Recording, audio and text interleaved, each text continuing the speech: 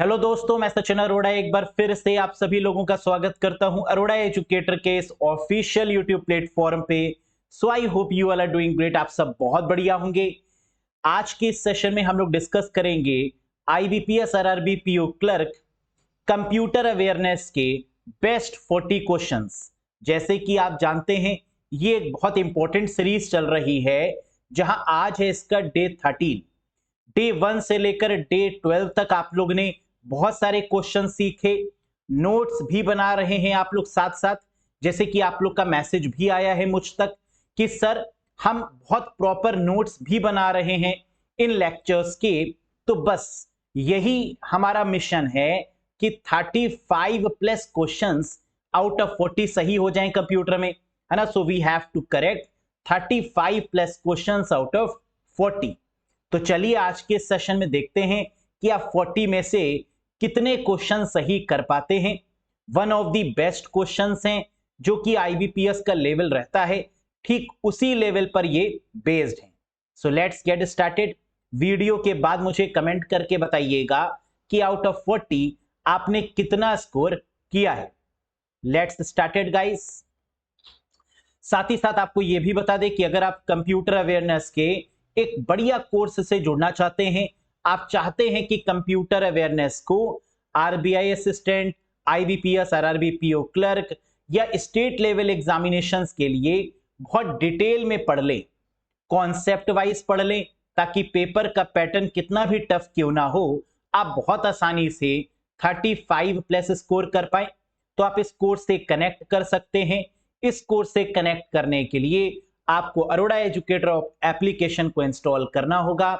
ये application Android और iOS दोनों ही मोड में अवेलेबल है। तो आप बिल्कुल यहां से जुड़िएगा ताकि आप इन डेप्थ लेवल पे कंप्यूटर को एक बार डिटेल में पढ़ पाएं। क्या क्या मिलेगा आपको इस कोर्स में? Total video 65 plus hours, concept wise videos, concept wise MCQs के साथ पूरे एमसीक्यूज की detailed list, PDF, mock test, basic to high level का complete course with validity of 12 months. जिस दिन आप इस कोर्स से एनरोल होते हैं उस दिन से 12 महीने की वैलिडिटी आपको यहां पर देखने को मिलेगी। तो चलिए शुरू करते हैं आज के सेशन को और देखते हैं कि आउट ऑफ 40 आप कितना स्कोर कर पाते हैं। प्रीवियस सेशन में क्वेश्चन मैंने पूछा था, लेकिन इस क्वेश्चन का आंसर काफी कैंडिडेट्स ने गलत भी किया है। आप कंफ्यूज हो गए, हमने आपको कंफ्यूज करने की पूरी कोशिश करी, एग्जामिनर भी आपको कंफ्यूज करने की कोशिश करता है, लेकिन आपको कंफ्यूज नहीं होना है। क्वेश्चन क्या था? विच of the following is a web search engine developed by Microsoft? Microsoft द्वारा विकसित वेब सर्च इंजन निम्नलिखित में से कौन सा है? एज, याहू, अल्टा विस्टा, बिंग या आर्ची? बात हो रही थी माइक्रोसॉफ्ट के सर्च इंजन की, और माइक्रोसॉफ्ट का जो सर्च इंजन है दैट इज बिंग, यानी fourth is the correct one. जबकि माइक्रोसॉफ्ट का जो ब्राउजर है दैट इज इंटरनेट एक्सप्लोरर, और जब लेटेस्ट की बात होती है तो that is called as browser. तो एज और इंटरनेट एक्सप्लोरर क्या है? ब्राउजर्स। लेकिन माइक्रोसॉफ्ट का बिंग क्या है? Search engine. याद रखिएगा इस बात को। नेक्स्ट, आज के सेशन का पहला क्वेश्चन आपके स्क्रीन पे आ चुका है। पढ़िए और बताइए इस क्वेश्चन का आंसर क्या होगा। What is the largest font size available in drop down list of MS Word 365? MS Word 365 की ड्रॉप डाउन सूची में उपलब्ध सबसे बड़ा फॉन्ट आकार क्या है? आप जानते हैं ड्रॉप डाउन लिस्ट में सबसे ऊपर 8 होता है स्मॉलेस्ट में, और सबसे नीचे होता है 72 मैक्सिमम में। तो लार्जेस्ट कहें या मैक्सिमम फॉन्ट साइज कहें तो आंसर क्या होगा गाइस? 72। आप देख सकते हैं यहां पर हमने स्क्रीनशॉट भी लगाया हुआ है, जहां पर आप इस ड्रॉप डाउन लिस्ट में देखिएगा सबसे ऊपर 8 है और सबसे नीचे 72 है। Very good. Next question, operating system is which source code? Operating system in which source code is visible publicly and editable is called? वह ऑपरेटिंग सिस्टम जिसमें सोर्स कोड सार्वजनिक रूप से दिखाई देता है और संपादन योग्य होता है उसे क्या कहा जाता है? वो सॉफ्टवेयर्स, वो ऑपरेटिंग सिस्टम जहां पर सोर्स कोड क्या है, एडिटेबल है, जहां सोर्स कोड में हम बदलाव कर सकते हैं, जहां पर सोर्स कोड को देखा जा सकता है, that is called free software, shareware, trialware, object code या open source. And the correct answer is open source operating system. Open source का मतलब एक ऐसे ऑपरेटिंग सिस्टम जो बिल्कुल फ्री ऑफ कॉस्ट हैं, जिनके सोर्स कोड को देखा जा सकता है और सोर्स कोड में बदलाव भी किया जा सकता है, that is called open source operating system. जैसे एंड्रॉयड, लाइनेक्स, ये हमारे ओपन सोर्स ऑपरेटिंग सिस्टम के एग्जाम्पल्स हैं। Next, among these which operating system is not open source? इनमें से कौन सा OS ओपन सोर्स नहीं है? ओपन सोर्स नहीं है का मतलब कि क्लोज्ड सोर्स है। ओपन सोर्स का उल्टा क्या होता है? क्लोज्ड सोर्स, यानी जो फ्री नहीं है, जिनको एडिट नहीं कर सकते, that are called closed source operating system. तो बताइए इनमें से क्लोज्ड सोर्स कौन सा है? GNU लाइनेक्स, ये क्या है? Open source. Free BSD open source, Android open source, chromium operating system open source, iOS closed source, Apple के द्वारा डेवलप किया गया आईफोन्स में सपोर्ट किया जाने वाला operating system, that is iOS, जो कि पूरी तरीके से पेड है। कैसा है गाइस? पेड है। ओपन सोर्स की कैटेगरी में कौन कौन से आ जाते हैं? जैसे अगर ऑपरेटिंग सिस्टम की बात करें तो GNU Linux, free BSD, Android, Chromium operating system, ये ओपन सोर्स की कैटेगरी में आएंगे। MySQL डेटाबेस है जो अगेन ओपन सोर्स का एग्जाम्पल है। Ubuntu है, Magento है, वर्डप्रेस है, ये सब आपके क्या हैं? ओपन सोर्स सॉफ्टवेयर्स के एग्जाम्पल हैं। तो these all are the examples of open source operating system या open source software. Very good. Next, which statement is not valid for hub? ऐसे क्वेश्चंस बहुत देखने को मिलेंगे। कह रहा है इनमें से कौन सा स्टेटमेंट हब के रिस्पेक्ट में वैलिड नहीं है? हब क्या है? एक नेटवर्किंग डिवाइस है, आप जानते हैं। तो एक बार पढ़ते हैं और देखते हैं कौन सा स्टेटमेंट फॉल्स है। Works at physical layer of the OSI model, कह रहा है जो हब है वो फिजिकल लेयर पे काम करता है। बिल्कुल सही। हब और रिपीटर ये दोनों हमारे OSI मॉडल के पहली लेयर, जिसे फिजिकल लेयर बोलते हैं, इनमें काम करता है। तो ये बिल्कुल सही है स्टेटमेंट। ऑलवेज ब्रॉडकास्ट दी डेटा, कह रहा है हब हमेशा डेटा को ब्रॉडकास्ट करता है। बिल्कुल सही। जो भी इसको डेटा दिया जाता है ये सभी कंप्यूटर तक नेटवर्क में पहुंचा देता है, यानी ब्रॉडकास्ट करता है। वैलिड है। ये सिंगल पोर्ट डिवाइस है। क्या यह सही है स्टेटमेंट? क्या हब सिंगल पोर्ट डिवाइस है? क्या इसमें एक ही पोर्ट होता है? नहीं, हब में कई सारे पोर्ट्स होते हैं, यानी हब सिंगल पोर्ट नहीं बल्कि मल्टीपल पोर्ट्स यानी मल्टी पोर्ट डिवाइस को सपोर्ट करता है। तो आंसर सिंगल पोर्ट ना होके यहां पर होगा multi port device.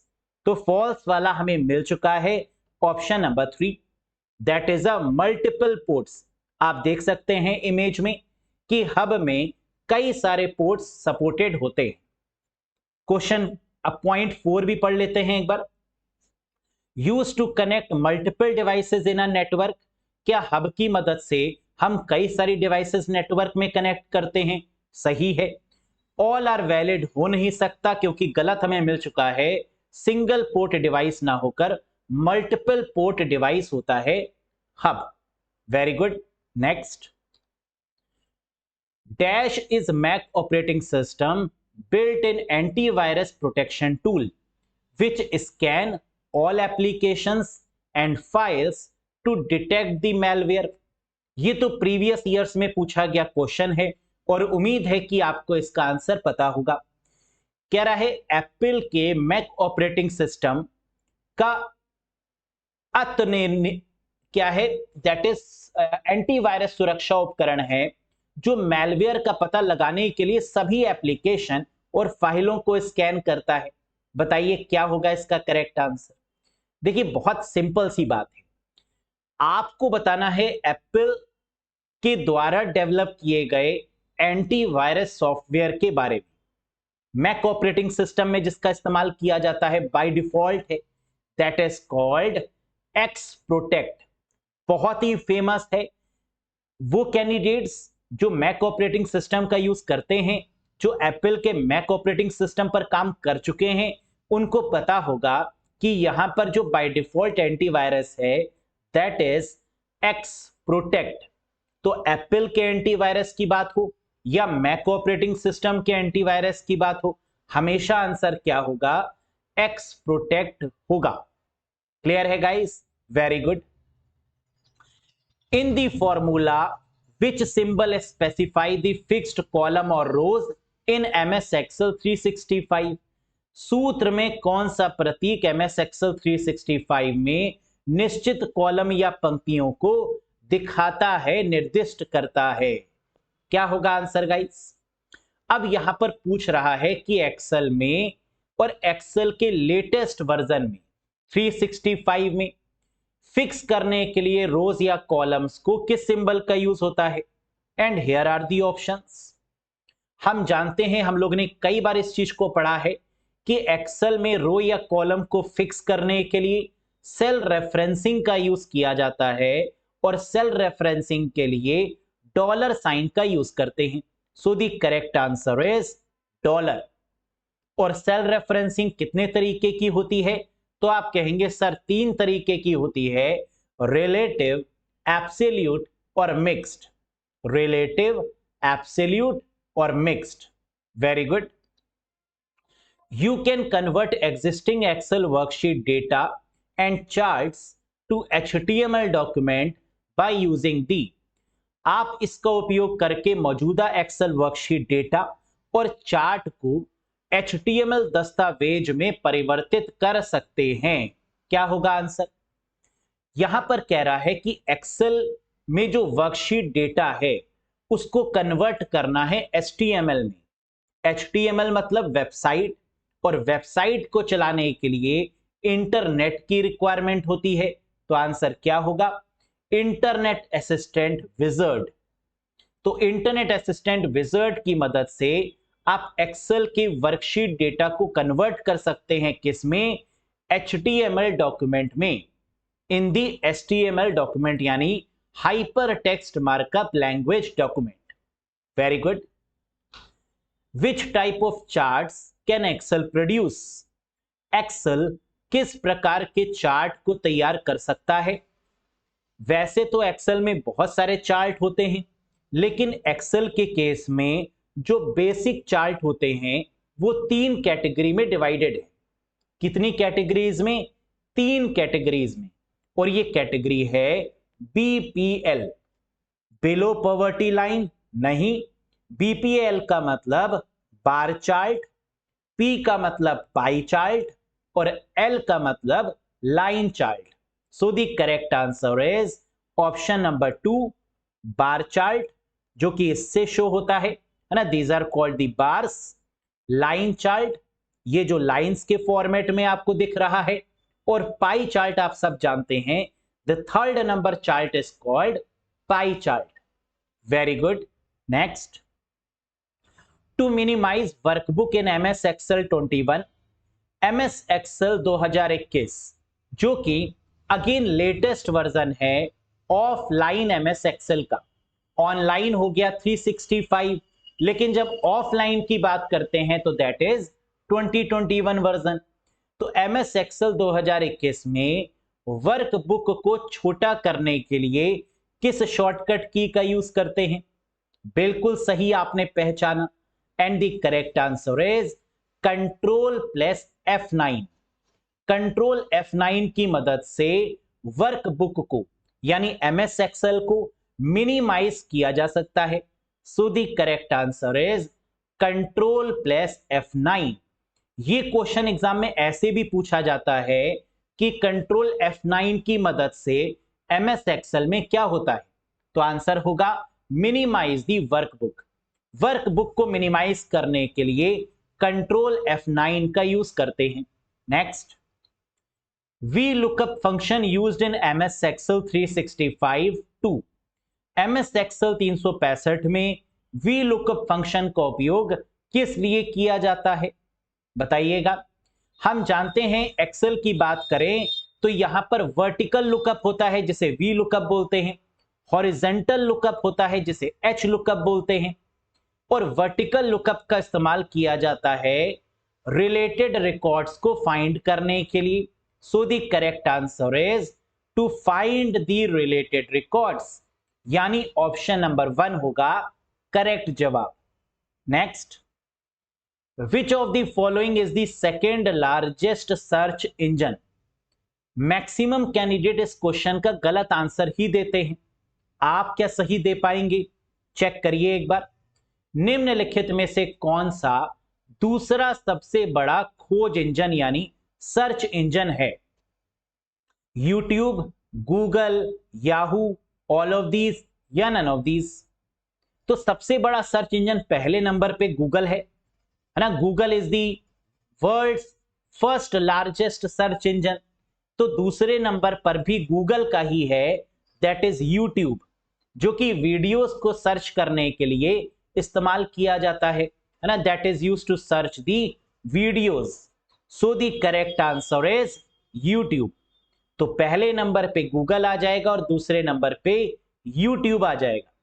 Next, which browser has built in AI powered feature that enhance your browsing experience? Again बहुत ही प्यारा क्वेश्चन है और IBPS को बहुत पसंद है ये question.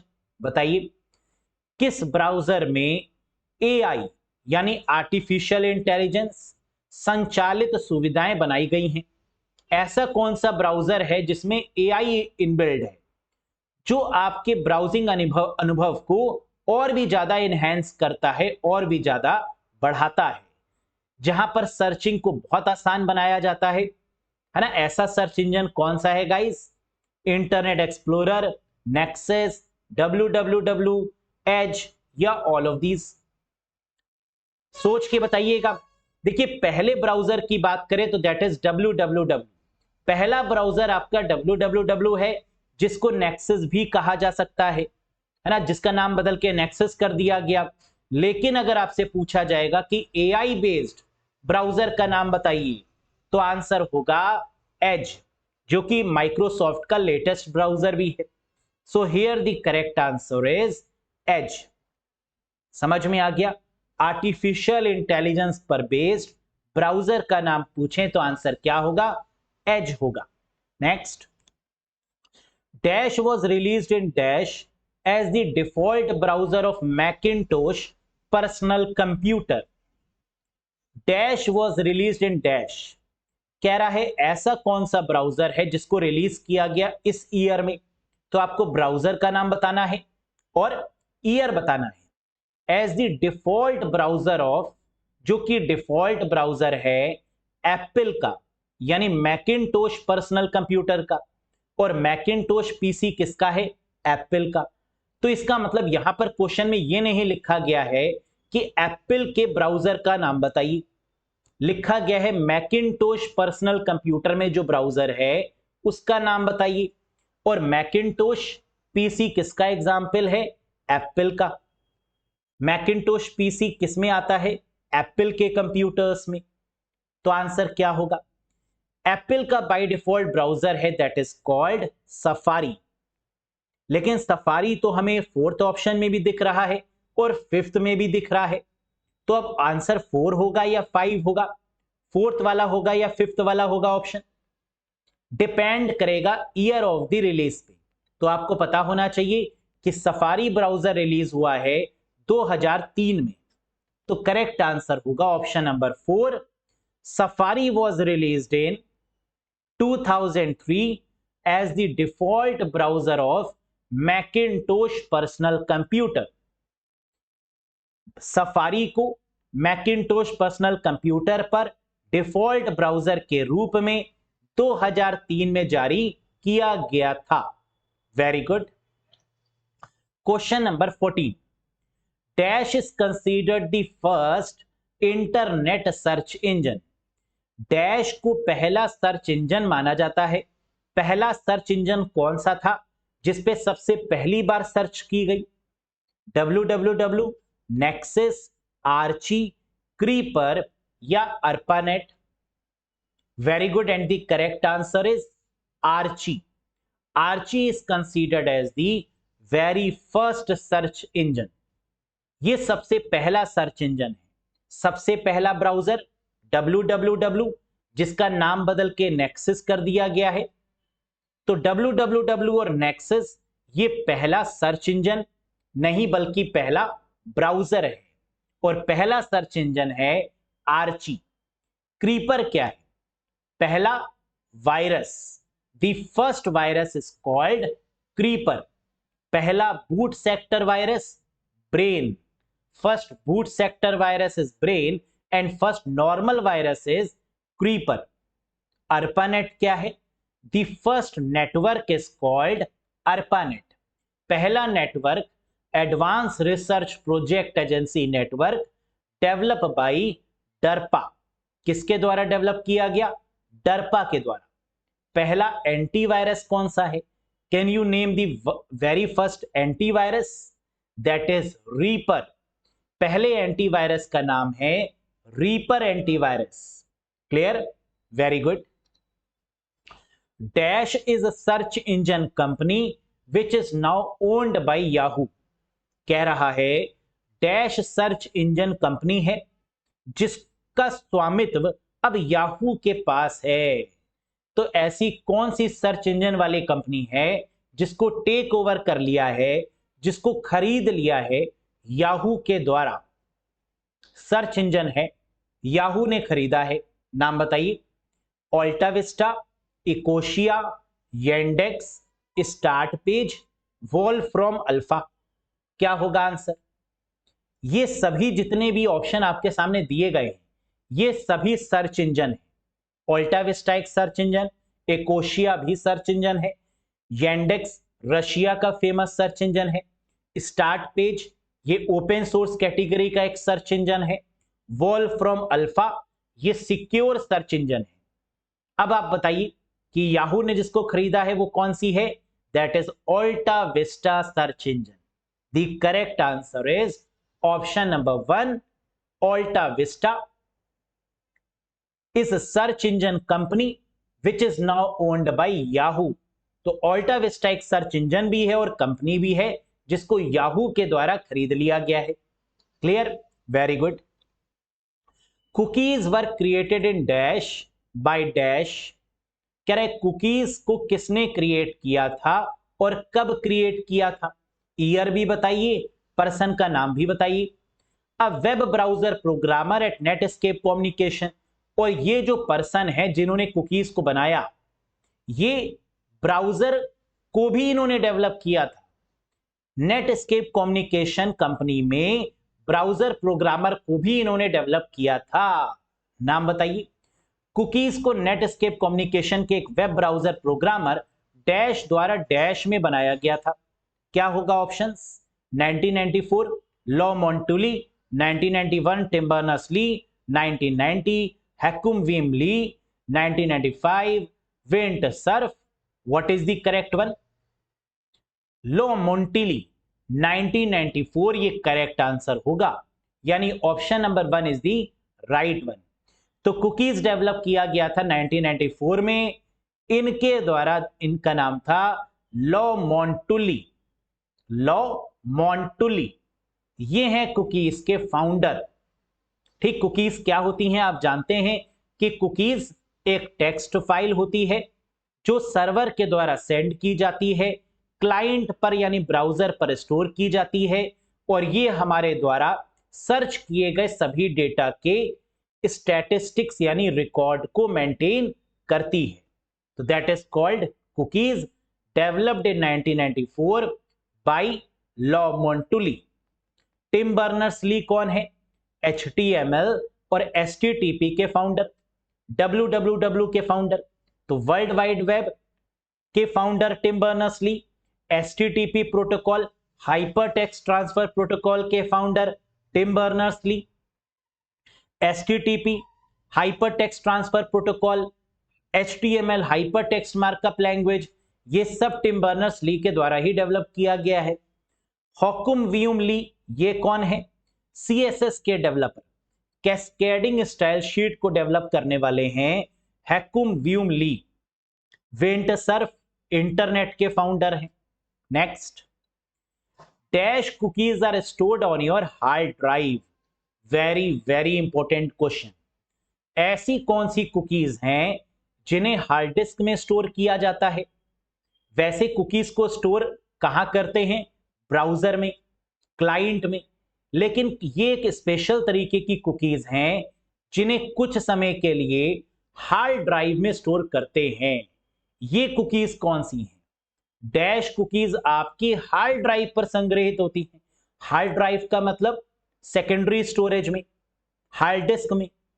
First party cookies, secure cookies, HTTP cookies, zombie cookies या परसिस्टेंट कुकीज? करेक्ट आंसर है परसिस्टेंट कुकीज। वो कुकीज होती हैं जिन्हें कुछ समय के लिए हार्ड ड्राइव यानी हार्ड डिस्क में स्टोर किया जाता है। तो these type of cookies are called persistent cookies. और ये परमानेंट भी होती हैं। ये कुछ समय के लिए परमानेंट तरीके से हार्ड ड्राइव में स्टोर की जाती है। तो कई बार एग्जाम में ये भी पूछते हैं कि परमानेंट कुकीज को और क्या बोलते हैं? तो करेक्ट आंसर है persistent cookies. Next, which would you choose to move selected text from one place to another?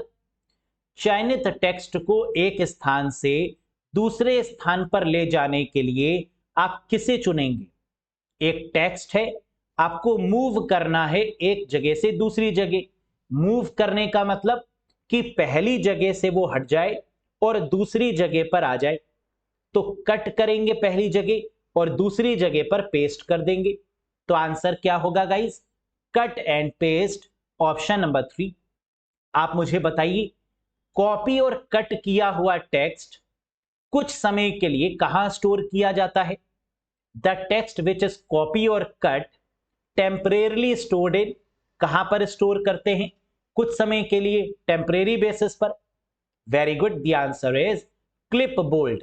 जब हम किसी भी टेक्स्ट को कॉपी करते हैं और पेस्ट नहीं करते, या कट करते हैं पेस्ट नहीं करते, तो वो कुछ समय के लिए जहां पर स्टोर होता है that is called clipboard. Very good. Which of the following is not an integral component of MS Office 365 suit? निम्नलिखित में से कौन सा MS Office 365 सूट का अभिन्न घटक नहीं है? क्वेश्चन सही से पढ़िएगा, है या नहीं है। तो यहां पूछ रहा है MS Office 365 का इंटीग्रल कंपोनेंट नहीं है। MS Access ये तो है, MS Excel भी है, MS Word भी है, वन ड्राइव भी है। MS Paint नहीं है। MS Paint is not considered as the part of MS Office 365, क्योंकि MS Office 365 में MS Paint नहीं इंक्लूड किया गया है ना, that is not the part. Very good. Microsoft 365 family plan lets you to share your subscription with your family for up to dash pupil. Microsoft 365 परिवार योजना यानी फैमिली प्लान आपको अपने परिवार के साथ अधिकतम डैश लोगों तक अपनी सदस्यता साझा करने के लिए सुविधा देती है। क्या मतलब है इस क्वेश्चन का? हम जानते हैं कि Microsoft 365, जिसे Office 365 भी आप बोल सकते हैं, ये क्या है? ये सब्सक्रिप्शन बेस्ड सर्विस है। एक बार आपने ले लिया प्लान तो हमेशा के लिए हो जाएगा और उसी में अपडेशन होता रहेगा, है ना। इसी को तो बोलते हैं सब्सक्रिप्शन। एक बार ले लिया प्लान और उसी में ही अपडेट होता चला जाएगा, आपको बार बार खरीदने की रिक्वायरमेंट नहीं है, लेकिन ये कॉस्टली भी है। तो यहां पर एक फीचर दिया गया है इस फैमिली प्लान को शेयर करने का। टोटल कितने लोग एक प्लान को शेयर कर सकते हैं? 3, 2, 5 या 6? करेक्ट आंसर है 6 पीपल। 6 लोग एक प्लान को शेयर कर सकते हैं। कोई एक खरीदे और अपने 5 दोस्तों में उसको डिवाइड कर दे। सर 5 दोस्तों में क्यों? क्योंकि एक तो जिसने खरीदा है उसके पास होगा और 5 दोस्तों में डिस्ट्रीब्यूट करना है, तो 5 + 1 क्या होगा? 6 होगा। समझ में आया? एक तो जो खरीदेगा उसके पास रहेगा और 5 वो आगे लोगों में बांट सकता है, तो टोटल 6 पीपल होगा, ये याद रखिएगा, है ना। कई बार यहां पर कंफ्यूजन होता है 5 पीपल और 6 पीपल में। तो जब हम परचेज करने वाले को भी इंक्लूड कर लेते हैं, जिसके कंप्यूटर में जिसने परचेज किया है उसको भी इंक्लूड करेंगे, तो क्या हो जाएगा? 6। और अगर सिर्फ डिस्ट्रीब्यूट करने की बात होगी तो क्या होगा? 5 पीपल में डिस्ट्रीब्यूट, और टोटल यूज कर पाएंगे कितने लोग? 6 people. Very good. Dash is a presentation software application developed as a part of the iWork। बताइए। डैश एक प्रेजेंटेशन सॉफ्टवेयर एप्लीकेशन है जिसे iWork के एक भाग के रूप में विकसित किया गया है। iWork क्या है? जैसे माइक्रोसॉफ्ट का MS ऑफिस है जिसमें बहुत सारे सॉफ्टवेयर आते हैं, वैसे ही एप्पल का iWork है जिसमें बहुत सारे सॉफ्टवेयर आते हैं। तो iWork के अंदर एक प्रेजेंटेशन सॉफ्टवेयर भी है। जैसे माइक्रोसॉफ्ट का MS पावर पॉइंट, वैसे ही एप्पल के केस में iWork के अंदर presentation software that is called Keynote. यानी answer is option number 5, Keynote is the correct one. तो एप्पल में जो प्रेजेंटेशन देने के लिए सॉफ्टवेयर यूज होता है वो पावर पॉइंट नहीं होता, वो कीनोट होता है ना। याद रखिएगा इस चीज को। Next, very very important question, इसको इंपॉर्टेंट मार्क कर लीजिए, ये बहुत ही ज्यादा बार पूछा गया है एग्जाम में। क्या है ये question guys? Gmail does have an inbox size limit of dash. Gmail की इनबॉक्स क्षमता सीमा डैश है। आप जानते हैं कि जीमेल में इनबॉक्स फुल हो जाया करता है ना। इस वजह से मेल बाउंस भी हो जाता है, बाउंस बैक हो जाता है ना, वापस चला जाता है क्योंकि इनबॉक्स फुल हो जाता है कई बार। तो मुझे बताइए कि इनबॉक्स की जो लिमिट है वो कितनी है। फिर आपको इनबॉक्स में जो मेल है उसको डिलीट करना होता है, फिर आपके पास में जो रिमेनिंग मेल्स हैं वो आते हैं। तो इनबॉक्स की भी लिमिट है, और ये कितनी है गाइस? सोचिए, 10 GB, 25 MB, 15 GB, 20 MB या 20 GB? The correct answer is 15 GB। 15 GB के स्पेस के साथ अवेलेबल है जीमेल का इनबॉक्स साइज। ये क्वेश्चन एग्जाम में ऐसे भी पूछते हैं कि जीमेल में 15 GB किसकी लिमिट है? तो आंसर क्या होगा? इनबॉक्स की लिमिट है, इनबॉक्स साइज की लिमिट है 15 GB। मैंने आपको स्क्रीनशॉट भी दिखाया है अपनी जीमेल का, जहां पर आप देख सकते हैं 33.55 GB और 15 GB यूज्ड, है ना। तो यहां पर क्या कह रहा है? देखो, टोटल यहां पर अगर आप परचेज करेंगे तो वो ज्यादा भी आपको मिल जाएगा। मैंने परचेज किया हुआ है जीमेल का वर्जन, है ना, फ्री वाला नहीं है, तो इसलिए मुझे ज्यादा कैपेसिटी मिल गई है। समझ में आ रहा है? 33.55 और 15 GB 223% यूज। लेकिन जो मैक्सिमम लिमिट है फ्री वाले केस में वो कितनी है? 15 GB इज दी। ये याद रखिएगा, ये बहुत बार पूछा गया है ना। Very very important one. Next, dash is a personal information manager software system from Microsoft. Dash Microsoft का एक व्यक्तिगत सूचना प्रबंधक सॉफ्टवेयर सिस्टम है। पर्सनल इंफॉर्मेशन मैनेजर, जहां अपनी पर्सनल इंफॉर्मेशन को मैनेज करेंगे, ऐसा माइक्रोसॉफ्ट के द्वारा डेवलप किया गया कौन सा सॉफ्टवेयर है? बिल्कुल सही, that is called MS outlook. यानी आंसर बनेगा ऑप्शन नंबर 5, आउटलुक। आउटलुक जिसका नाम पहले क्या था? हॉटमेल। सबीर भाटिया जी के द्वारा बनाया गया दुनिया का पहला ईमेल क्लाइंट, है ना, हॉटमेल है, सबीर भाटिया जी के द्वारा डेवलप किया गया और माइक्रोसॉफ्ट ने इसका नाम बदल दिया और कर दिया MS Outlook. Next, dash is responsible for calculating images in a computer which can then be displayed on a monitor. Dash computer में छवियों की गणना के लिए रिस्पॉन्सिबल है जिसे बाद में मॉनिटर पर प्रदर्शित किया जा सकता है।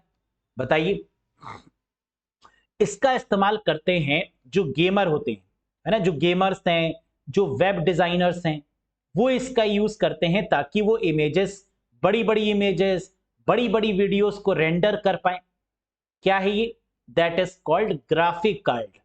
और ग्राफिक कार्ड का दूसरा नाम है GPU, graphics processing unit. So the correct answer is option number 3, GPU, graphics processing unit या फिर ग्राफिक कार्ड। एक होता है CPU, सेंट्रल प्रोसेसिंग यूनिट, और CPU का एडवांस्ड फॉर्म है GPU। क्लियर है? Very good. Flash memory is a dash computer storage chip, it is made up of dash. Flash memory एक डैश कंप्यूटर स्टोरेज चिप है, यह है dash से बनी होती है। बताइए, फ्लैश मेमोरी टेम्परेरी है या परमानेंट? पहले तो आप ये बताइए, फ्लैश मेमोरी टेम्परेरी है या परमानेंट है? वेरी गुड, परमानेंट है। और ये किससे मिलके बनी होती है? ये EEPROM का एडवांस्ड फॉर्म है, तो ये EEPROM से मिलके बनी होती है। तो करेक्ट आंसर क्या होगा?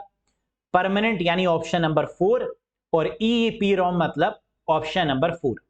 यानी the correct answer is flash memory, जिसमें हम पेन ड्राइव को रखते हैं, SSD सॉलिड स्टेट ड्राइव को रखते हैं, या USB ड्राइव को रखते हैं, या मेमोरी कार्ड को रखते हैं, इन्हें बोलते हैं हम फ्लैश मेमोरी। और ये सब हमारी कैसी हैं? परमानेंट। और किसके द्वारा डेवलप की जाती हैं, किसके द्वारा फॉर्म की जाती हैं? तो made up of electrically erasable programmable read only memory, है ना, that is the correct one. Very good. Which of the following is not an example of flash drive? Flash drive कहें या फ्लैश मेमोरी कहें, बात एक ही है। निम्नलिखित में से कौन फ्लैश ड्राइव का एग्जाम्पल नहीं है? Optical disc, SD card, memory card, SSD, thumb drive. बताइए, फ्लैश मेमोरी या फ्लैश ड्राइव का एग्जाम्पल कौन सा नहीं है? ऑप्टिकल डिस्क, इसमें क्या आता है? CD और DVD या ब्लूरे डिस्क। तो ये CD, DVD, BRD, ये तो ऑप्टिकल डिस्क के पार्ट हैं, ये फ्लैश ड्राइव के पार्ट नहीं है। तो आंसर मिल चुका है, optical disc is not the flash drive, whereas SD card, memory card, SSD, thumb drive, जिसको पेन ड्राइव को भी कई बार थंब ड्राइव बोल देते हैं, है ना, क्योंकि इसका साइज छोटा होता है, तो that's why sometimes pen drive is also called as thumb drive. तो ये सब हमारे फ्लैश ड्राइव्स हैं, लेकिन ऑप्टिकल डिस्क जिसमें CD, DVD आती हैं, ये हमारे ऑप्टिकल डिस्क का पार्ट है, ना कि फ्लैश ड्राइव का। Very good. Dash is a small program that places the computer operating system into memory. Dash एक छोटा प्रोग्राम है जो कंप्यूटर ऑपरेटिंग सिस्टम को, जो ऑपरेटिंग सिस्टम को मेमोरी में रखता है। तो बूटिंग के दौरान हमारी ऑपरेटिंग सिस्टम की जितनी भी फाइल्स होती हैं वो रैम में जाके स्टोर होती हैं, इसी को तो बोलते हैं बूटिंग। और कई बार ये भी क्वेश्चन पूछते हैं कि बूटिंग के दौरान ऑपरेटिंग सिस्टम की फाइल्स कहां पर स्टोर होती हैं? तो आंसर है रैम में, रैंडम एक्सेस मेमोरी में। तो मुझे बताइए कि वो छोटा प्रोग्राम जो बूटिंग में मदद करता है और कंप्यूटर ऑपरेटिंग सिस्टम को मेमोरी में रखता है, उसे क्या बोलते हैं? That is called boot loader. ये बूट करने के लिए जो अवेलेबल प्रोग्राम है, जो सॉफ्टवेयर है, इसे बोला जाता है बूट लोडर। यानी option number 5 is the correct one. आप देखते हैं जब आप अपने सिस्टम को ऑन करते हैं तो वो बूट होता है, प्रोसेस होता है, और ये बूट यानी लोड करने के लिए फाइल्स को किसका यूज किया जाता है? The answer is boot loader का। Next, choose the correct statement among these about Linux operating system. Linux operating system के बारे में इनमें से कौन सा कथन गलत है, रॉन्ग स्टेटमेंट है लाइनेक्स ऑपरेटिंग सिस्टम के अकॉर्डिंग? बताइए, क्या Linux free and open source operating system है? बिल्कुल सही, लाइनेक्स फ्री भी है और ओपन सोर्स भी है। लाइट वेट इंफ्रास्ट्रक्चर है। क्या ऑपरेटिंग सिस्टम लाइनेक्स बहुत हल्का है, लाइट वेट है? Very true. End to end encryption को यह सपोर्ट करता है। लाइनेक्स बहुत सिक्योर है, सर्वर में यूज किया जाता है, तो इसका मतलब ये सिक्योर है और ये सिक्योरिटी इंक्रिप्शन सिक्योरिटी कहलाती है, that is called end to end encryption, जो व्हाट्सएप पे भी यूज होती है और लाइनेक्स में भी। यूनिक्स लाइक ऑपरेटिंग सिस्टम, क्या लाइनेक्स यूनिक्स की तरीके से एक ऑपरेटिंग सिस्टम है जो यूनिक्स पर बेस्ड है? वेरी ट्रू, यूनिक्स का ही एडवांस्ड फॉर्म है लाइनेक्स ऑपरेटिंग सिस्टम, तो ये स्टेटमेंट भी करेक्ट है। फिर कह रहा है रिटन बाय केन थॉमसन, क्या लाइनेक्स को मिस्टर केन थॉमसन जी के द्वारा डेवलप किया गया है?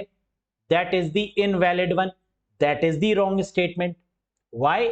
Because the Linux operating system was developed by Linus Torvalds, not by mister Ken Thompson. Ken Thompson के द्वारा जो डेवलप किया गया ऑपरेटिंग सिस्टम है वो यूनिक्स है, तो यूनिक्स डेवलप किया है केन थॉमसन ने, जबकि लाइनेक्स ऑपरेटिंग सिस्टम डेवलप किया है मिस्टर लाइनस टोरवाल्ड जी के द्वारा। क्लियर है? Very good. और लाइनेक्स का जो लोगो है वो पेंगुइन है। व्हाट इज द मैस्कॉट और logo of Linux? The answer is penguin. Next, among these select the real time operating system। Again बहुत फेमस क्वेश्चन, इनमें से रियल टाइम ऑपरेटिंग सिस्टम कौन सा है? रियल टाइम ऑपरेटिंग सिस्टम मतलब वो जो समय के बेसिस पर काम करे, जो तुरंत रिजल्ट हमें दे, that is called real time. RTGS type में है ना, रियल टाइम ग्रॉस सेटलमेंट, तुरंत प्रोसेस करे। Windows, Mac operating system, Unix, VxWorks या एंड्रॉइड, तो इसमें से रियल टाइम कौन सा है? वीएक्स वर्क्स, ये ऑपरेटिंग सिस्टम है जो कि रियल टाइम ऑपरेटिंग सिस्टम है। विंडोज, मैक, यूनिक्स, एंड्रॉइड ये कोई भी रियल टाइम नहीं है। रियल टाइम पर जो काम करता है दैट इज वीएक्स वर्क्स, याद रखिएगा। Next, 5G was developed bye, बहुत इंपॉर्टेंट है क्योंकि 5G काफी सुर्खियों में रहा है, तो यहां से आपको काफी क्वेश्चन देखने को मिलेंगे। मुझे बताइए कि 5G किसके द्वारा विकसित किया गया था? 3GPP, गूगल, IBM, रिलायंस या माइक्रोसॉफ्ट? वेरी गुड, 5G को डेवलप किया गया था 3GPP नाम के संस्था के द्वारा, यानी third generation partnership project. 3GPP की फुल फॉर्म क्या है? थर्ड जनरेशन, PP मतलब partnership project, partnership project, 3GPP। Very good. 5G is designed to deliver peak data rate up to dash। 5G को अधिकतम डेटा दर प्रदान करने के लिए डिजाइन किया गया है।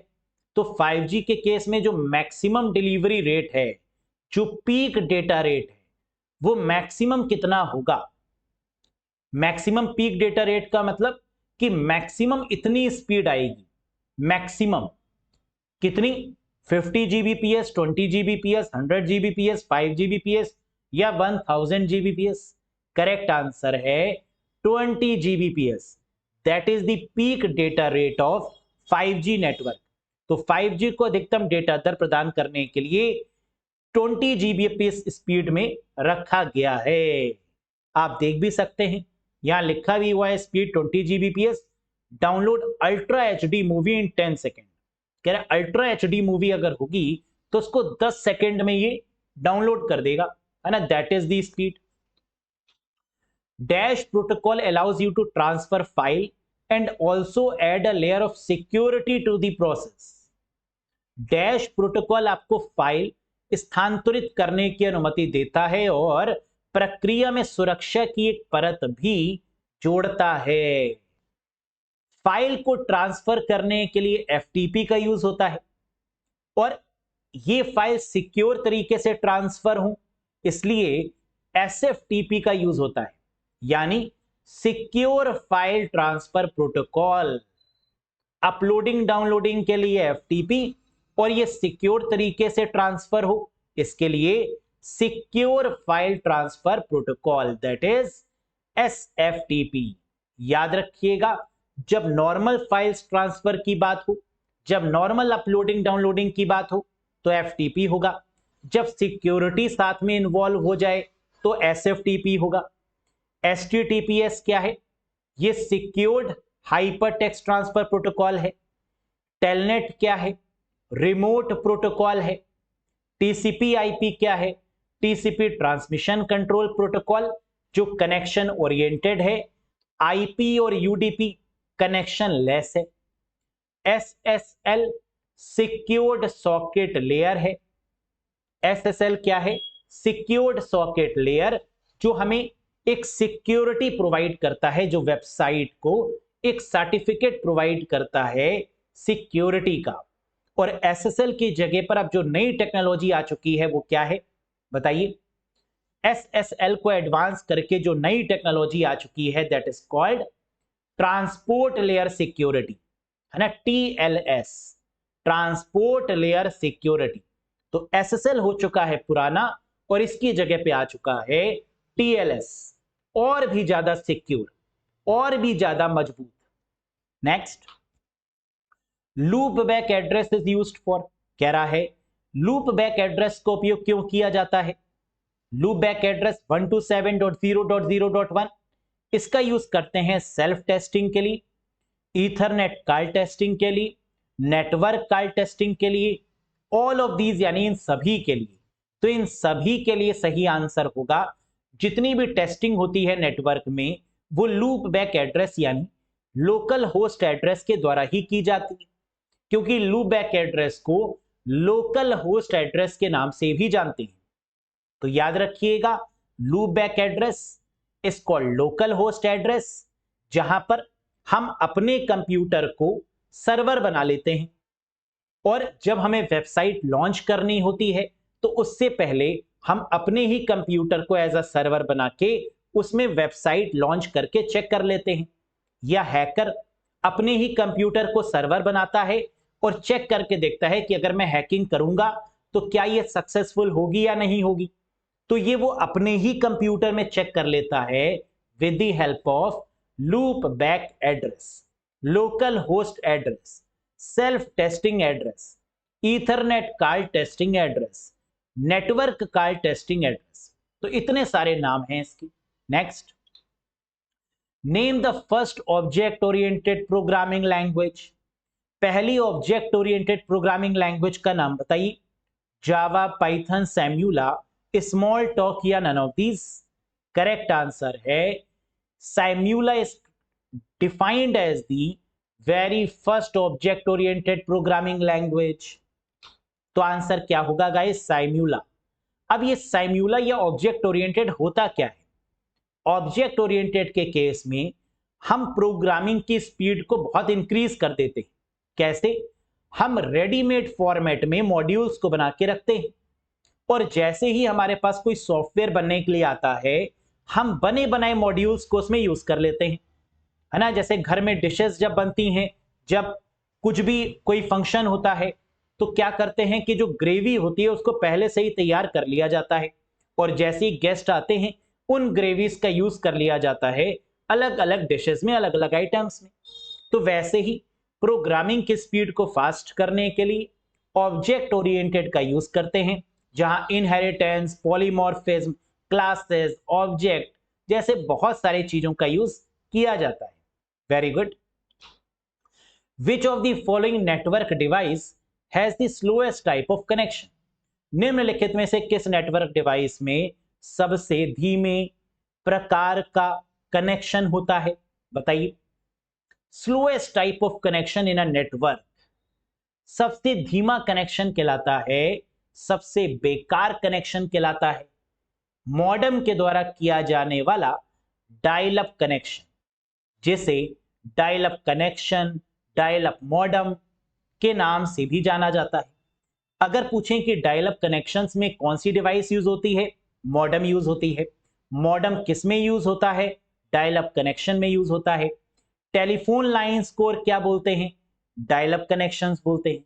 तो telephone lines connections are also called as dial up connections where modem is used, modulator and demodulator is used.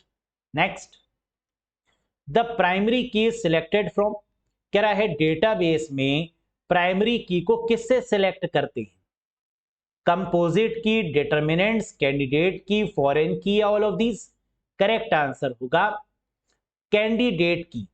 कई सारी कैंडिडेट कीज हमारे पास में होती हैं और इसमें से एक की जिसको प्राइमरी की डिक्लेयर किया जाता है, तो प्राइमरी की को किसमें से सिलेक्ट करते हैं, दैट इज कॉल्ड कैंडिडेट की।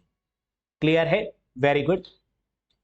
SSL secured socket layer, a protocol developed by, जैसे कि अभी मैंने आपको बताया कि वेबसाइट में HTTPS के लिए जो सर्टिफिकेट यूज होता है that is called SSL certificate.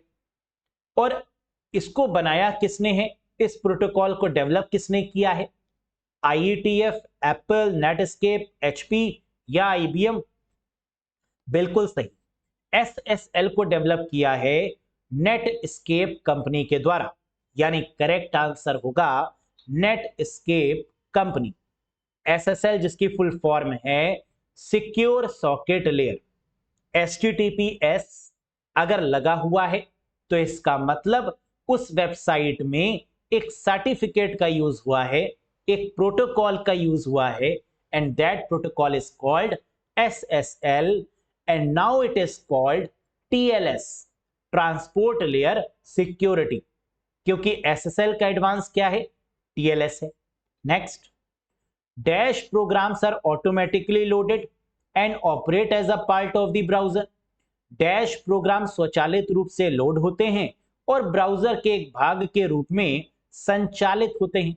इन्हें क्या बोलते हैं, तो ब्राउजर को और मजबूती देने के लिए, ब्राउजर की पावर को बढ़ाने के लिए, ब्राउजर की फंक्शनैलिटी को इंक्रीज करने के लिए, एनहांस करने के लिए प्लगइन्स का यूज किया जाता है। सो the correct answer is plugins. What is the preferred communication method used with a system on a botnet.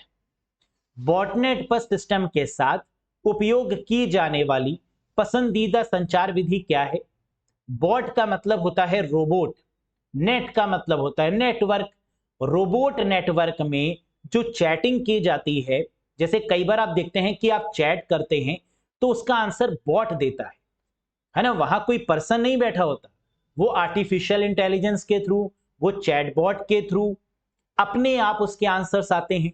तो ऐसे आंसर्स को क्या बोलते हैं, ऐसे आंसर्स के पीछे कौन सा कम्युनिकेशन मेथड है या कौन सी प्रोटोकॉल लगी हुई है, तो that is called IRC, internet relay chat, यानी थर्ड इज द करेक्ट। तो this type of bot communication is called IRC, internet relay chat. Next, architecture of a database can be viewed as, very important one, database के architecture को किस रूप में देखा जा सकता है, 1 लेवल, 2 लेवल, 3 लेवल, 4 लेवल, या नन ऑफ दीज।